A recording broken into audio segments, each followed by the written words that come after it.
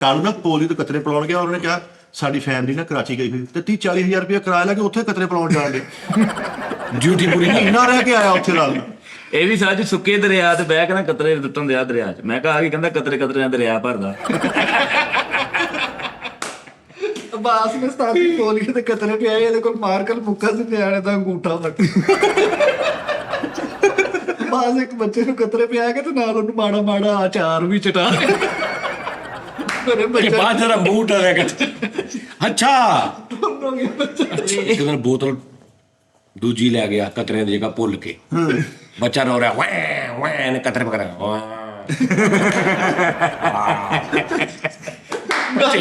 ਬੱਚੇ ਦਾ ਰੋਣਾ ਹੀ ਇੰਝ ਗਿਆ। ਬੇਟੀ ਰੋਂਦਾ ਸੀ, ਬਾਅਦ ਚੋਂ ਬੜਕਾ ਵੀ ਮਾਰਨ ਲੱਗਾ। ਥੋੜੀ ਨਿੰਕੋ ਵੀ ਗਵਾ ਰਿਹਾ। ਅੱਜ ਜਦੋਂ ਆ ਨਿੱਕਾ ਸੀ ਇਹਦਾ ਰੰਗ ਰੂਗ ਨੂੰ ਕਤਰੇ ਪਿਆਉਣ ਵਾਲੇ ਗਏ ਨੇ, ਉਹਨਾਂ ਨੇ ਇੰਝ ਕਰਕੇ ਜਦੋਂ ਬੱਚਾ ਵੇਖਿਆ ਉਹਨਾਂ ਨੇ ਜੇਬ ਚ ਪਾ ਲਿਆ। ਭਾਜੀ ਨਹੀਂ ਇਹ ਦਿਨ ਯਾਦ ਹੱਥ ਸੁੱਪਿਆ। ਕਾਲੂ ਪੋਲੀਓ ਦੇ ਕਤਰੇ ਪਿਲਾਉਣ ਗਿਆ, ਉਹ ਕਹਿੰਦੇ ਯਾਰ ਸਾਡਾ ਬੱਚਾ ਸੁੱਤਾ ਵਾ, ਤੇ ਪੂਰੀ ਬੋਤਲ ਗੇਟ ਥੱਲੇ ਰੱਖ ਕੇ ਲਓ ਜੇ ਉੱਠੇਗਾ ਪਿਲਾ ਦਿਓ ਆਪੇ। ਇੱਕ ਬੱਚੇ ਨੂੰ ਕਤਰੇ ਪਿਲਾਇਆ ਕਿਤੇ ਮਾੜਾ ਰੋਣ ਲੱਗਾ, ਉਹਨੂੰ ਕਹਿੰਦਾ ਬਸ ਕਰ ਹੋਰ ਪੀ ਲਾ, ਫੜ ਹੋਰ ਪੀ ਲਾ।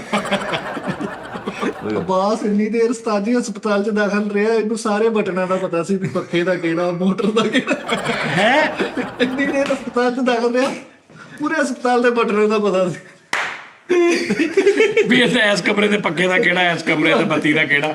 ਯਾਨੀ ਉੱਥੇ ਹੋਰ ਕਿਸੇ ਬਾਤ ਡਾਕਟਰ ਨੂੰ ਆ ਕੇ ਪੁੱਛਦੇ ਜੋ ਬਾਸ ਆ ਜਰਾ ਦੱਸੀ ਯਾਰ ਇਹਦਾ ਉੱਪਰਲੀ ਲਾਈਟ ਚਲਾਉਣੀ ਕਿਹੜਾ ਬਟਨ।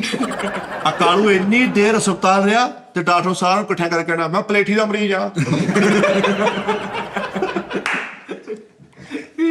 ਇੰਨੀ ਦੇਰ ਹਸਪਤਾਲ ਰਿਹਾ, 1 ਵਜੇ ਗੇਟ ਬੰਦ ਕਰਕੇ ਤੇ ਅੰਦਰੋਂ ਕੁੰਡੀ ਲਾਉਂਦਾ ਸੀ। ਓਕੇ ਡਾਕਟਰ ਸਾਹਿਬ ਸਵੇਰੇ ਮਿਲਾਂਗੇ। ਇੰਨੀ ਦੇਰ ਹਸਪੀਟਲ ਬਿਮਾਰ ਰਿਹਾ ਵਾ, ਇੱਕ ਵਾਰ ਦੀ ਨੀਂਦ ਰੱਖਣ ਦੇ ਨਾਲ ਇਹਦਾ ਬੈੱਡ ਪਿਆ। ਆ ਬਾਸ ਇੰਨੀ ਦੇਰ ਹਸਪਤਾਲ ਰਿਹਾ, ਇੱਕ ਨਰਸ ਦੇ ਨਾਮ ਤੋਂ ਸੇਮ ਕਢਾਈ ਹੋਈ। ਦੱਸ ਨਹੀਂ ਇੰਨੀ ਦੇਰ ਹਸਪਤਾਲ ਰਿਹਾ, ਸਾਰੇ ਡਾਕਟਰ ਇਕੱਠਿਆਂ ਕਰਕੇ ਕਹਿੰਦਾ ਜਦੋਂ ਮੈਂ ਬਿਮਾਰ ਹੋਇਆ ਸੀ ਮੈਨੂੰ ਅੰਗਰੇਜ਼ ਛੱਡ ਕੇ ਗਏ ਸੀ। ਇਤਨਾ ਪੁਰਾਣਾ ਦਾਖਲ ਸੀ ਹਸਪਤਾਲ ਚ, ਨਵੇਂ ਮਰੀਜ਼ਾਂ ਨੂੰ ਆਪਣੀ ਹਿੰਦੀ ਚ ਲਿਖੀਆਂ ਪਰਚੀਆਂ ਇੰਨਾ ਪੁਰਾਣਾ ਸੀ, ਨਵੇਂ ਮਰੀਜ਼ਾਂ ਦੇ ਰੋਹ ਪਾਉਂਦਾ ਹੈ। ਕਹਿੰਦਾ ਜਦੋਂ ਮੈਂ ਇੱਥੇ ਦਾਖਲ ਹੋਇਆ ਆ ਸਿਰਫ ਆ ਇੱਕ ਕਮਰਾ ਹੁੰਦਾ ਸੀ, ਲੋਕਾਂ ਆ ਇੱਧਰ ਸਾਰੀਆਂ ਫਸਲਾਂ ਹੀ ਫਸਲਾਂ ਸੀ। ਲੈ ਹਨਾ ਕਹਿੰਦੇ ਨਾ ਇੱਥੇ ਸਾਰੀਆਂ ਫਸਲਾਂ ਹੀ ਖਾਲੀ ਪਿਆ।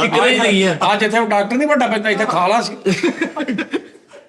1 ਵਜੇ ਤੋਂ ਬਾਅਦ ਇੱਧਰ ਕੋਈ ਹੁੰਦਾ ਨਹੀਂ ਸੀ। ਆਹੋ ਇੰਨੀ ਦੇਰ ਹਸਪਤਾਲ ਰਿਹਾ, ਇਹਦੀ ਵਾਰਡ ਦੇ ਵਿੱਚ 2 ਚੀਜ਼ਾਂ ਦੁੱਧ ਪਾ ਕੇ ਜਾਂਦਾ ਸੀ।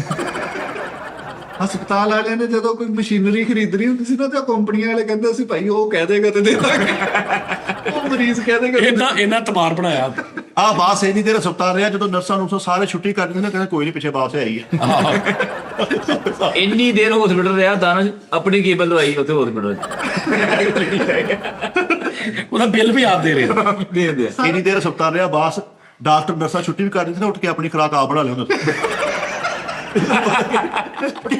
ਇੰਨੀ ਦੇਰ ਹਸਪਤਾਲ ਰਿਹਾ, ਡਾਕਟਰ ਇਹਨੂੰ ਫੋਨ ਕਰਕੇ ਪੁੱਛਦਾ ਸੀ ਕਿੱਦਾਂ ਕੀ ਹਿਸਾਬ ਕਿਤਾਬ ਆ ਵਾਰਡ ਦਾ।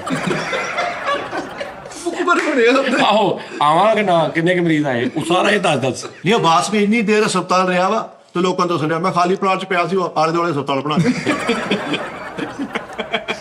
ਅੱਛਾ ਇਹਨੂੰ ਦਵਾਈਆਂ ਦਾ ਵੀ ਪਤਾ ਲੱਗ ਗਿਆ। ਹੁਣ ਇੱਕ ਮਿਸਾਲ ਨਾਲ ਮਰੀਜ਼ ਆ ਨਾ, ਨਾਲ ਦਾ ਇੱਕਦਮ ਮਰੀਜ਼ ਆਇਆ ਤੇ ਉੱਥੇ ਲੰਮੇ ਪਿਆ ਦੇਖਦਾ ਸੀ, ਅੱਛਾ ਇਹਨੂੰ ਆਹ ਮਸਲਾ। ਡਾਕਟਰ ਕਹਿੰਦਾ ਆ ਪੈਰਾਡੋਲ ਲਿਆ ਇੱਕ, ਨਾਲ ਇੱਕ ਇੰਜੈਕਸ਼ਨ ਲਾਇਆ ਦੂਜਾ। ਉਹ ਡਾਕਟਰ ਨੂੰ ਵੀ ਨਹੀਂ ਸੀ ਪਤਾ ਹੁੰਦਾ, ਉਹਦੇ ਕਹਿੰਦੇ ਜਾ ਕੇ ਲਾ ਦਿੰਦੇ ਸੀ। ਦੈਮੀ ਕੋ ਪਿਲਾਇਆ ਤੂੰ। ਆਹੋ ਬਾਸ ਇੰਨੀ ਦੇਰ ਹਸਪਤਾਲ ਦਾਖਲ ਰਿਹਾ, ਡਾਕਟਰ ਇਹਨੂੰ ਦਵਾਈ ਪਿਲਾਉਣ ਆਇਆ ਤੇ ਫੜ ਲਈ ਉਹਦੇ ਹੱਥ ਚੋਂ, ਕਹਿੰਦਾ ਸਾਨੂੰ 30 ਸਾਲ ਹੋ ਗਏ, ਇਹ ਤੇ ਇਸ ਕੰਮ ਦੀ ਹੈ ਹੀ। ਇਹ ਐਸਾ ਨਹਿ ਜੇ ਬੈੱਡ ਤੇ ਲੰਮੇ ਪਿਆ, ਆਪ ਹੀ ਬਿਮਾਰ ਹੈ, ਇੰਨਾ ਪੁਰਾਣਾ ਉੱਥੇ ਲੰਮੇ ਪਿਆ, ਨਾਲ ਦੇ ਪਾਸੇ ਮਰੀਜ਼ ਆਇਆ ਨਾ ਤੇ ਲੰਮੇ ਪਿਆ, ਉਹਨੂੰ ਇਹ ਜਗਦਾ ਉਹਦੇ ਠੀਕ ਹੋ ਜਾਏ। ਆਪ ਪਾਰ ਗਿਆ, ਆਪ ਪਾਰ ਤੇ ਤਜਰਬਾ ਹੀ ਬੜਾ ਹੋ ਗਿਆ। ਆ ਬਾਸ ਇੰਨਾ ਪੁਰਾਣਾ ਹਸਪਤਾਲ ਰਿਹਾ, ਲੋਕਾਂ ਨੂੰ ਦੱਸਣਿਆ ਆ ਨਾਲ ਹੀ ਮੇਰੇ ਫੋਟੋ ਪਿਆ ਹੁੰਦਾ।